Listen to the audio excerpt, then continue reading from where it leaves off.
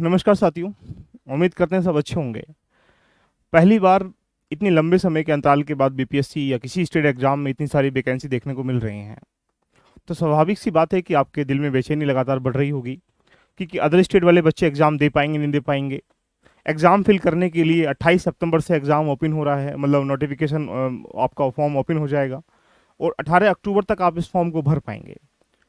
1957 vacancy पहली बार इतनी किसी भी स्टेट एग्जाम के एग्जाम में पीसीएस के लिए आ रही हैं। यानी एक प्रकार से कहा जाए, अगर आप यूपी पीसीएस की तरफ देखा जाए तो वहाँ पर 200 पोस्टें तो लगभग कुल वैकेंसी होती हैं, जहाँ पर 200 एसडीएम की पोस्टें यहाँ पर एक प्रकार से देखने को मिल रही हैं। तो आइए चंद समय में समझते हैं कि आप आपकी तैयारी के लिए जो फॉर्म भरेंगे आप अभी, उसमें कौन कौन से डॉक्यूमेंट जरूरी हैं, कौन कौन प्रतियोगी एग्जाम इसको दे सकते हैं, या इसकी योग्यता क्या है, इसकी क्वालिफिकेशंस क्या है, या आरक्षण कैसे लागू होगा, या एक प्रकार से कह सकते हैं कुछ अदर स्टेट वाले बच्चों के लिए क्या आधार है। यानी इसे जानने से पहले मैं आपको बता दूं कि यूपीएससी के साथ साथ अगर आप कोई भी तैयारी कर रहे हैं तो एग्जाम की तैयारी करने के लिए बहुत सारी चीज़ जरूरी होती हैं। कि हम जैसे बीपीएससी की बात करें तो लगभग 1957 वैकेंसी बीपीएससी 70 बीपीएससी में आपको यहाँ पर देखने को मिल रही है। देखिएगा, तो क्या इसकी योग्यता है, पहले ये जानने का प्रयास करेंगे। क्या इसकी आयु है, आरक्षण कैसे लागू होगा, या डॉक्यूमेंट कौन से रेडी होंगे, ये सारी बातें जानने से पहले मैं आपको बता दूं, अभी हाल ही में कल देखा होगा आप लोगों ने, नोटिफिकेशन जारी कर दिया गया है। 28 अक्टूबर से लेकर देखा जाए ये फॉर्म भरवाए जा रहे हैं और 28 अक्टूबर से सितंबर से भरवाए जा रहे हैं, जो कि एग्ज़ाम डेट यहाँ पर जो अंतिम है 18 अक्टूबर तक भरवाए जाएंगे। और इसका एग्ज़ाम जो है प्रलम्स का वो 19 नवंबर को है, 17 नवंबर को है। तो 17 नवंबर को एग्ज़ाम जो है इसका प्रलम्स का एग्ज़ाम है, यानी 70 बीपीएससी का।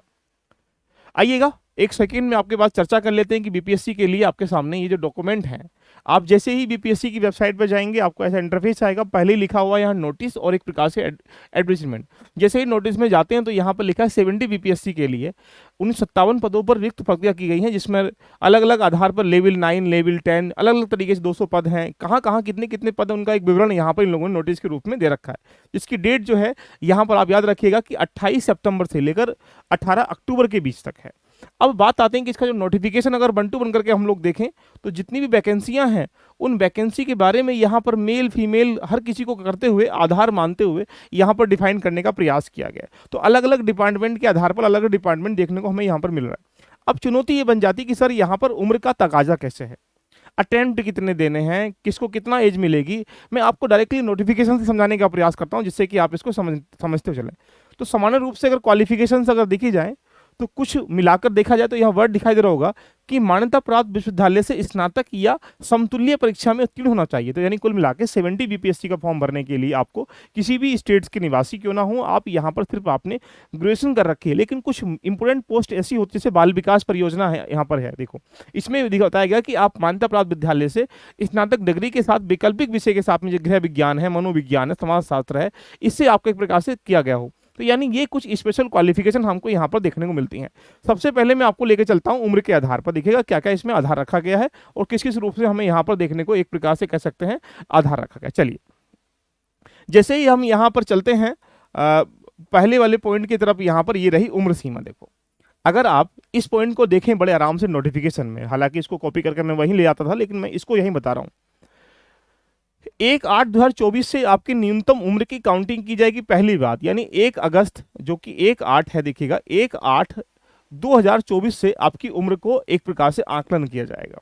और आकलन करने का मतलब है कि आपकी उम्र को 3 भागों में हमें देखने को मिलता है।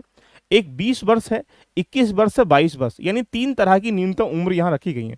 कुछ पोस्टों के लिए 20 वर्ष है, कुछ पोस्टों के लिए 21 वर्ष है, कुछ पोस्टों के लिए 22 वर्ष है। सामान्यतः जो उम्र है वो इसकी 21 साल न्यूनतम है। आगे चलते हैं तो यहाँ पर अधिकतम जो उम्र है जो अनरिजर्व यानी अनारक्षित पुरुष है उनके लिए क्या है, 37 साल है। यानी आप रिजर्व में आते हैं 37 वर्ष, यानी अगर कोई बिहार का जनरल कैटेगरी में आता तो उसकी उम्र कितना 37 ईयर है। लेकिन कोई अन्य विद्यार्थी अगर वहाँ बीपीएससी का फॉर्म डालता है तो वहाँ पर जनरल कैटेगरी में ही काउंट किया जाएगा, पहली बात नोट कर लीजिएगा। उसके बाद यहाँ पर जो अनरिजर्व की जो महिला है या पुरुष वर्ग है या अत्यंत पिछड़ा ओबीसी वर्ग है, देखिएगा पुरुष या महिला, इसकी उम्र कितना 40 साल है। तो यानी ओबीसी के लिए या महिला के लिए जो उम्र है वो 40 साल है।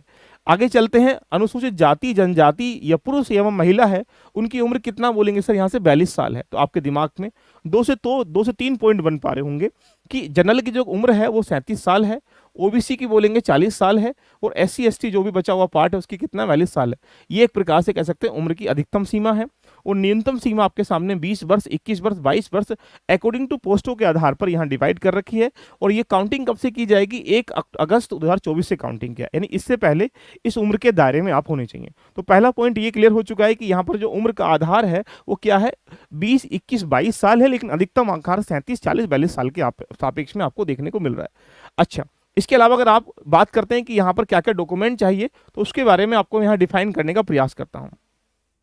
अगर आप देखेंगे सिमिलर वे में, तो डॉक्यूमेंट के आधार पर सबसे पहले ये है कि आपने एक इसकी समतुल्य जो आधार है वो क्या है, ग्रेजुएशन की डिग्री है। तो ग्रेजुएशन की डिग्री और सर्टिफिकेट और मार्क्स दोनों आपको रेडी होने चाहिए, यानी परसुइंग करने वाला विद्यार्थी इसमें पार्टिसिपेट नहीं कर सकता है, आपने इसको क्वालिफाई किया गया हो वही विद्यार्थी इसमें पार्टिसिपेट कर सकता है। दूसरा, जो आइडेंटिटी प्रूफ है जो इस बार आप फिल करेंगे, वो आप नेक्स्ट टाइम जब भी आपका बाकी जितनी भी चीज़ें होंगी, वेरिफिकेशन वगैरह होगा, वही होना चाहिए और उसमें कोई चेंजिंग नहीं होनी चाहिए। तो यानी एक प्रकार से आधार कार्ड है, पासपोर्ट है, या वोटर आईडी है, ड्राइविंग लाइसेंस है, या आपके किसी एक को आप एक आइडेंटिटी प्रूफ के रूप में जान सकते हैं। अगला, डेट ऑफ बर्थ का सर्टिफिकेट के लिए आपके पास 10th की, और जो बर्थ सर्टिफिकेट कह सकते हैं सर्टिफिकेट 10th का होना चाहिए। कैटेगरी सर्टिफिकेट आपके पास, आप किस जाति में आते हैं उसका लाभ लेने के लिए आपके पास सर्टिफिकेट होना चाहिए, किस डेट से, एग्जाम फॉर्म भरने से पहले का। आप ऐसे स्थिति में अगर बाद में बनवाते तो वो लागू नहीं किया जाएगा, याद रखिएगा। डोमिसाइल सर्टिफिकेट, यानी कह सकते हैं आप निवासी के रूप में, कुछ बच्चे बाहर के लोग फॉर्म करेंगे, कुछ वहीं के भोग करेंगे, तो आप अगर वहीं के निवासी, तो आपके पास निवास प्रमाण पत्र होना कंपलसरी है, जिससे कि आप कहीं ना कहीं जितनी भी आरक्षित चीज़ों का आप लाभ उठा पाएंगे। उसके बाद पासपोर्ट साइज फोटो रहेंगे ही रहेंगे, स्कैन आपके पास सिग्नेचर रहेंगे। देखिएगा, अगर आप पीडब्ल्यू में आते हैं, कैटेगरी में आते हैं, किसी भी कैटेगरी में, तो आप उसका सर्टिफिकेट आपके पास होना चाहिए। अगर सर्टिफिकेट नहीं है तो आप उस कैटेगरी में मान्य नहीं होंगे, फिर जनरल में काउंटिंग कर लिए जाओगे। अगर आप किसी आधार पर जॉब में हैं तो आपके पास एक्सपीरियंस सर्टिफिकेट भी आप होना चाहिए, यदि आप रिक्वायर्ड है। देखिएगा, या आप किसी जॉब में हैं तो उसके लिए NOC of the employer of applicable, यदि आप एम्प्लॉई हैं कहीं पर, वो फॉर्म भर रहे हैं, तो आपके पास एनओसी भी होनी चाहिए। साथ में प्रूफ ऑफ द पेमेंट, यानी एक प्रकार से ये तो रहेगा। तो यानी फॉर्म फिल करने के लिए आपके पास कुछ इंपोर्टेंट चीज़ें हैं। 10th 12th की सबसे बेस्ट, उसमें कोई गलती ना हो। आपके पास आईडी कार्ड बेस्ट होना चाहिए, आपके पास ग्रेजुएशन की डिग्री मार्कशीट होनी चाहिए, साथ में यहाँ अगले जितनी भी डोमिसाइल है सर्टिफिकेट है वो होना चाहिए। तो कुल मिला के कह सकते हैं कि आप ये डॉक्यूमेंट अगर आपके पास अभी रेडी नहीं है, आप इनको रेडी करा लीजिएगा, जिससे कि फॉर्म भरने से पहले पहले आपके पास ही रेडी हो जाए। आप जो जनरल कैटेगरी में, ओबीसी और ईडब्ल्यूएस में है, यानी कह सकते हैं ये जो कैटेगरी है, अगर आप अदर स्टेट के भी आते हैं तो आपकी चार्ज जो है फीस का वो 600 रुपये है, और ये भी 600 रुपये। अगर SC ST PH कैटेगरी में आते हैं, बिहार से हैं, तो 150 रुपये है, और यदि फीमेल है देखिएगा तो यहाँ पर एग्जाम्पल बेस पर आपको 150 रुपये, ये इसका फीस स्ट्रक्चर है देखिएगा। तो कुल मिला के ये मैं मान सकता हूं कि डॉक्यूमेंट के रूप में लिस्टिंग आप इसका स्क्रीनशॉट ले लीजिएगा, और स्क्रीनशॉट लेकर यहाँ पर इसको रेडी करने का प्रयास करें। अब ये पॉइंट आता है कि सर हमें जो तैयारी है वो किस प्रकार से हमें इसे पूर्ण कर सकते हैं। देखिएगा, सबसे पहले मैं आपको बता दूं कि 17 नवंबर की डेट लगा हुआ है, एग्जाम के दिन ज़्यादा बचे नहीं है, 50-55 दिन आप लोग यहाँ पर मान सकते हैं। देखिएगा, आज जब तक 3 से 4 काम, सबसे पहले जो सिलेबस है इसका, वो सिलेबस क्या है उसके बारे में बता दूंगा। उसमें से कुछ कम से कम जो कोर एरिया है, उस कोर एरिया को निकालकर 100% उसको रेडी कर लीजिएगा, पहली बात। दूसरा, करंट अफेयर को मेजर पार्ट समझिएगा, बिहार का करंट अफेयर हो चाहे वह अदर जितना भी इकोनॉमिकल है, पॉलिटिकल है, या जो खेल कूद है, इनसे संबंधित क्यों ना हो, वहाँ से करंट अफेयर बहुत ज़बरदस्त तरीके से आता है, उसको रेडी कर लीजिएगा। रिवीजन PY कम से कम 10 से 15 सालों के, यानी BPSC के अलावा आप UP PCS का, UPSC का, RAS का, झारखंड, छत्तीसगढ़ जो भी एग्जाम हुए हैं उनका एक सिलेबस जो PYQ है उनको जरूर रिवीजन के फॉर्मेट में कर लीजिएगा। फिर एडवांस लेवल के MCQs की प्रैक्टिस करना बहुत ज़्यादा जरूरी है, और ये जो टेस्ट सीरीज है लगभग 20 से 25 टेस्ट सीरीज जरूर लगा लीजिएगा। तो ये नहीं, ये इतना काम अगर करेंगे तो आप आराम से BPSC क्वालिफाई कर पाएंगे।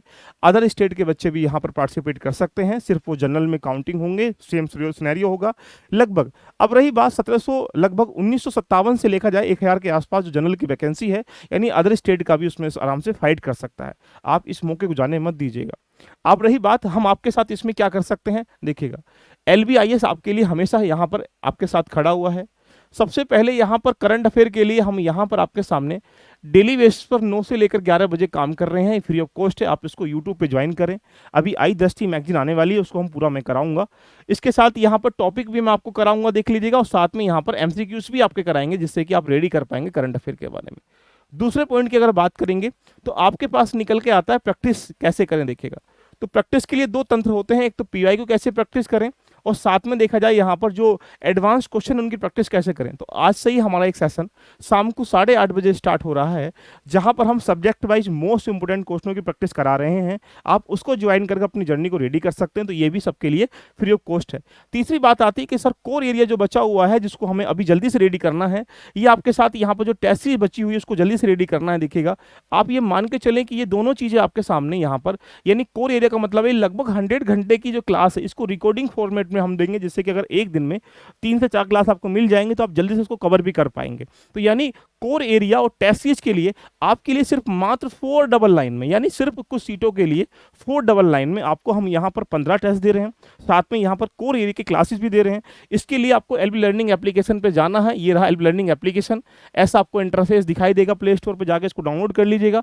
डाउनलोड करने के बाद जैसे ही आप कोर्स में जाएंगे तो कोर्स में जाने के बाद यहाँ पर आपके सामने लास्ट में जैसे ही आप टिक करते हैं तो ये रहा आपके सामने बीपीएससी का 70 बीपीएससी का प्रलम्स का। ये सिर्फ नाममात्र सर्विस चार्ज फीस है, यानी कुल मिला के आप जिससे एक बाउंड होकर अपनी तैयारी को बेहतर कर सकें, इसलिए इसको ज्वाइन करके अपनी जर्नी को रेडी कर सकते हैं। ये कुछ सीटों तक ही रिजर्व है, उसके बाद ये इसकी फीस बढ़ा दी जाएगी। तो यानी आप हमारे साथ जुड़कर कोर एरिया और टेस्ट सीरीज लेना चाहते हैं तो 15 टेस्ट सीरीज कोर एरिया की क्लासेस आपको सिर्फ 4 डबल लाइन में मिल रहे हैं। इसको ज्वाइन करके अपनी जर्नी को रेडी कर सकते हैं।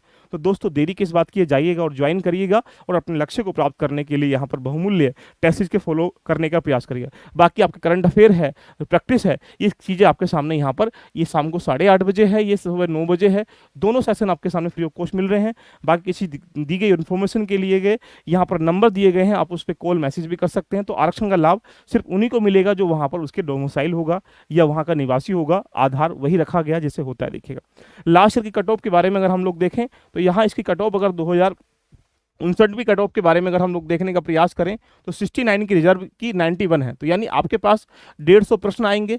150 में से टारगेट क्या है कि आपको 100+ क्वेश्चन सही करने हैं, और ये सही करने के लिए 91 क्वेश्चन देखा जाए, 91 नंबर है इसका मार्क्स था। तो यानी किसी भी कट ऑफ यहाँ 100 से ऊपर नहीं है, यानी एक प्रकार से कह सकते हैं 100+ ही यहाँ पर आपको क्वेश्चन सही करने की भूमिका में जाना है। तो दोस्तों अपने लक्ष्य को प्राप्त करने के लिए एक proper plan, proper strategy, proper रणनीति के साथ लग जाइएगा। अब 17 नवंबर आपके लिए दूर नहीं है और फिर अपनी सपनों का जो एक प्रकार से कह सकते हैं महल है उसको बनाने का प्रयास करिएगा। All the best, love you, bye bye, take care.